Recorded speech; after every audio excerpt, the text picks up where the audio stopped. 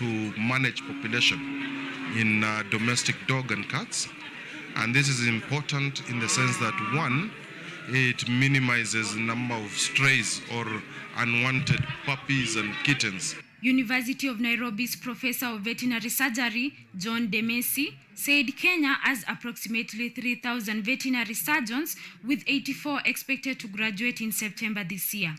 He also called for collaboration on One Health approach to manage diseases across humans, animals, and the environment for better living. Activity of animals is assured. Disease control is also assured in what is now the most important strategy, the One Health approach to management of disease that are crossing the human lives to animal lives as well as the environment. And all this is important that we all collaborate. With this year's theme being promoting equity, inclusiveness, and equality in the veterinary profession, the exercise is aimed at reducing the spread of rabies across prevalent counties. Beryl Rotich, KUTV. Now, over 30,000 dairy and pig farmers in Embu County are set to benefit from affordable biogas installation by a foreign investor in a move aimed at reducing cost on cooking using charcoal and firewood, as well as conserve the environment. The company says it only requires each farmer to have at least 2 cows or pigs producing 2 to 3 buckets of dung.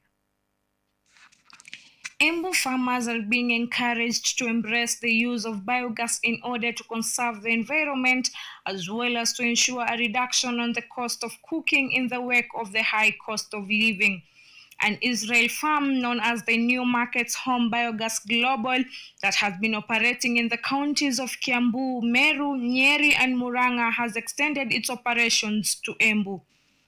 The company's senior vice president, Muli Lahav, says every farmer who has at least 2 cows or pig can easily be able to benefit from this clean energy that will also go a long way in saving trees that have predominantly been the main source of cooking energy. Thank you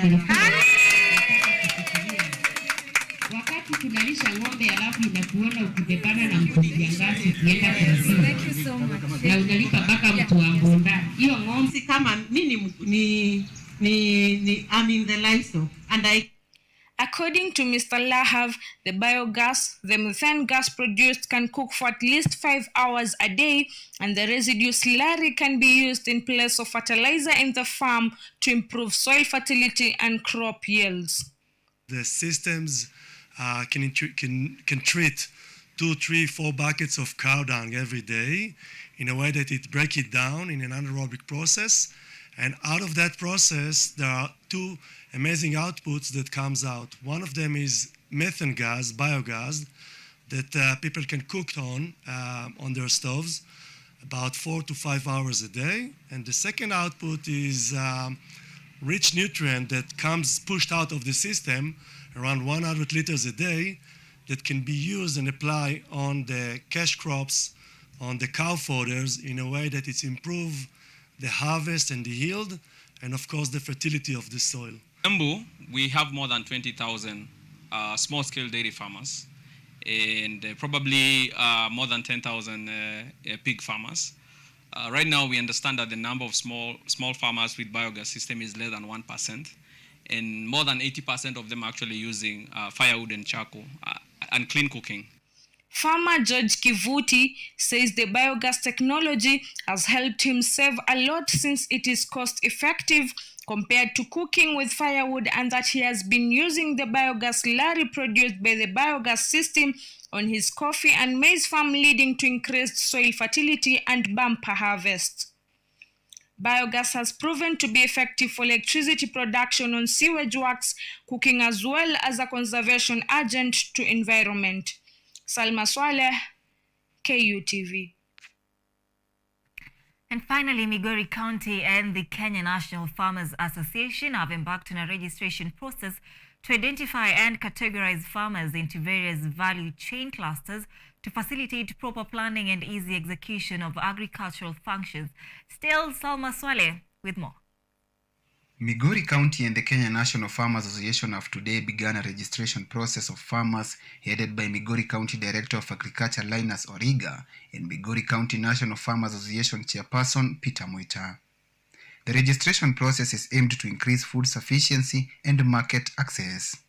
According to Linus, the main aim of clustering farmers is to establish their population and to help the county to plan and execute agricultural functions. Department, that is something that we appreciate because we need a database that tells us how many farmers we have, what value chains are they participating in, where they are located, and what are the challenges, because that is the kind of information that we use as a department. However, Linus noted that the identification process will also enable the Department of Agriculture to map out different types of entrepreneurship and how best to engage donors and sponsors. He added that the registration process will help farmers access loans and grants to help them improve food production. The ultimate goal is that we are trying to make our farming productive. We want to make our farming business oriented, and we need every single partners within the county to help us. Peter Moita on his part said that KENAF will work with the county to ensure that a proper database is generated for all farmers in the county.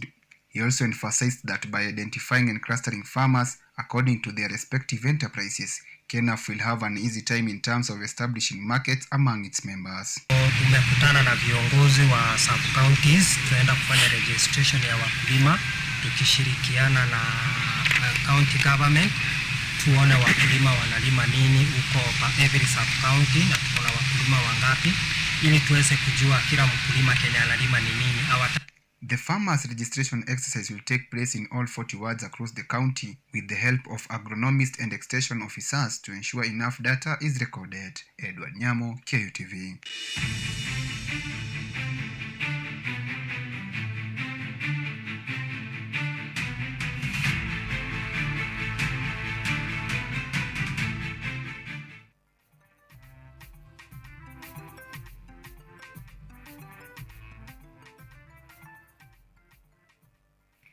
All right, that's a wrap for agribusiness and a wrap for KUTV Weekend Live. Many thanks indeed for keeping us company. Be sure to join me again tomorrow, inshallah, for Money Monday. My name is Anne ODIDA. Our sign language interpreter tonight is RUTH. Have yourself a good night.